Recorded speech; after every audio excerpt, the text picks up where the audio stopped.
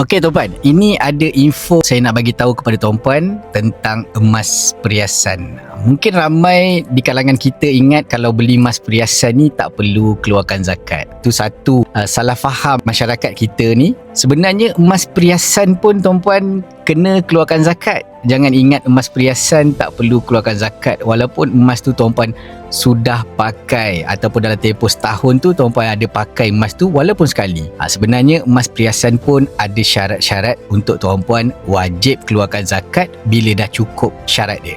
Ini saya pamerkan poster yang mana tuan-puan boleh tengok sendiri apakah syarat yang tuan-puan kena keluarkan zakat terhadap emas perhiasan. So untuk pengetahuan tuan-puan, ini adalah yang terbaru yang saya dapat tahu. So bagi tuan-puan yang menyimpan emas perhiasan, jangan ingat tak kena zakat. Tetap kena zakat tapi ada syarat-syarat dia. So kalau tuan-puan perlukan bimbingan saya, kalau tuan-puan nak menabung emas, gold bar dan juga dinar yang mana memang wajib keluarkan zakat sekiranya sudah cukup gram, sudah cukup tempoh masa dia. So kalau tuan-puan perlukan bimbingan saya, klik link dekat bio ataupun tuan-puan boleh tinggalkan detail di back service yang saya sediakan ni. Jangan lupa follow saya untuk info emas dan juga kewangan.